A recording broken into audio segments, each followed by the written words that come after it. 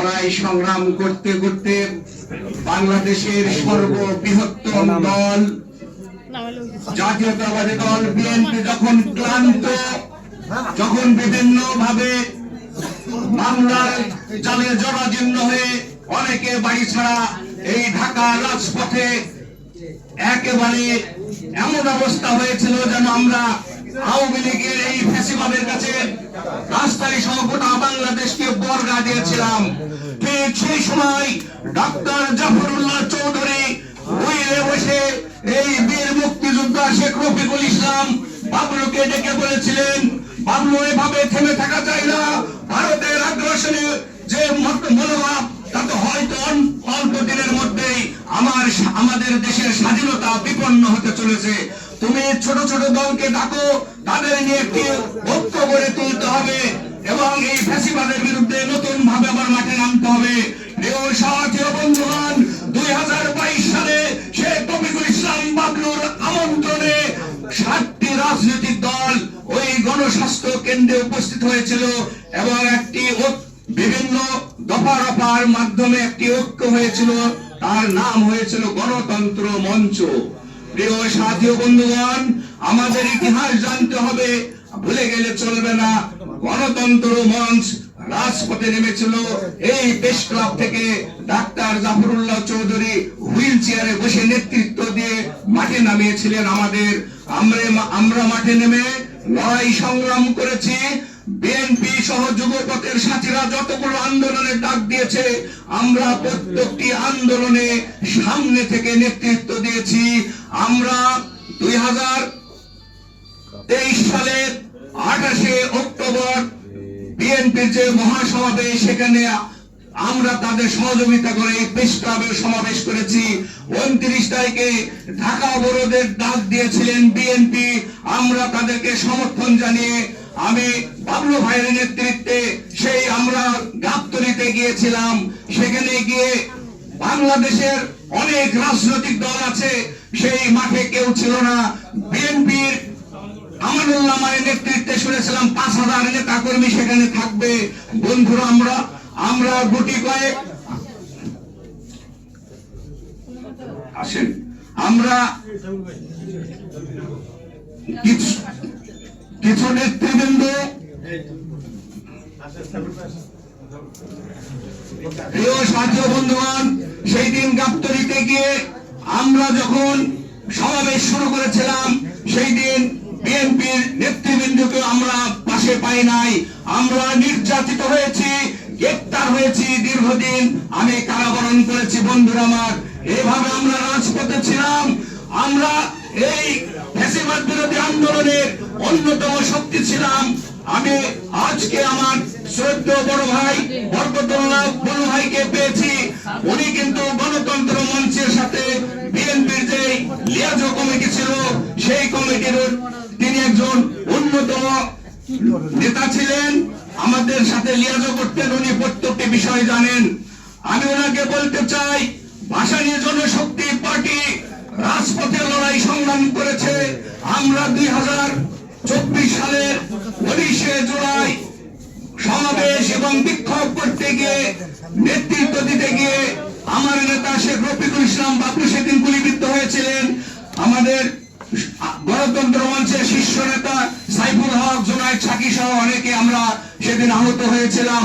প্রিয় সাথী ও বন্ধুগণ, আজকে অত্যন্ত দুঃখ এবং ভারাক্রান্ত হৃদয়ে বলতে চাই, আমরা 10 জন নেতা নির্বাচন করার জন্য প্রস্তুতি নিয়েছিলাম।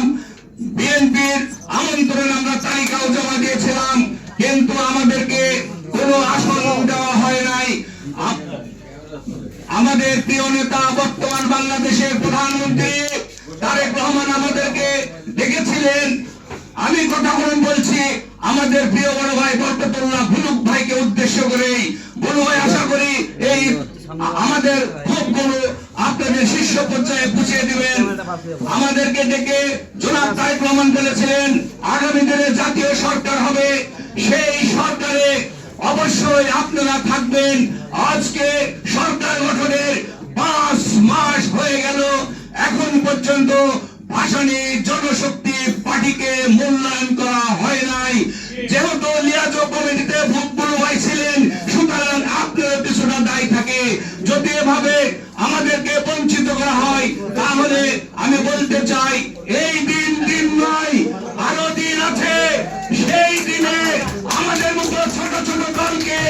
কখনোই সাথে পাবেন না।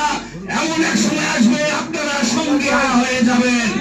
প্রিয় সাথী ও বন্ধুগণ, আমি আরেকটি কথা বলতে চাই। অনেকে এই জুলাই গণ অভ্যুত্থানকে বিতর্কিত করতে চাই, জুলাই গণ অভ্যুত্থানকে বিতর্কিত করতে চাই।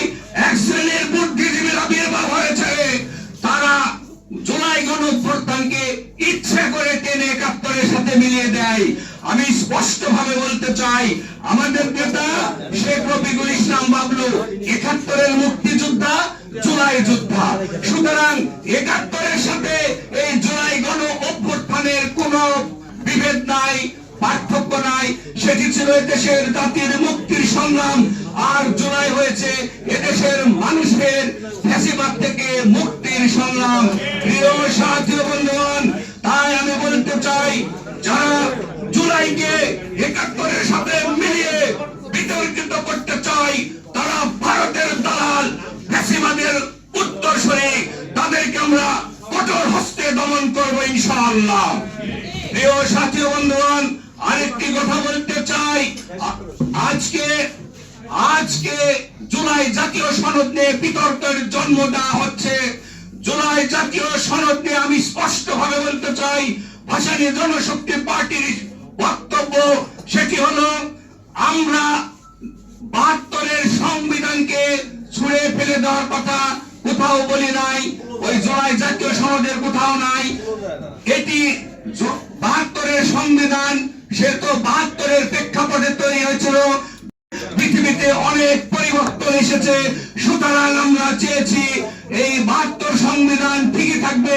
যে যে জায়গাতে অসঙ্গতি আছে সেগুলোকে সংযোজন বিয়োজন করে এটি সংস্কার হচ্ছে। প্রিয় বন্ধুরা আমার, সুতরাং জুলাই জাতীয় সনদকে ৭২-এর সংবিধানের সাথে মেলানোর কোনো সুযোগ নাই।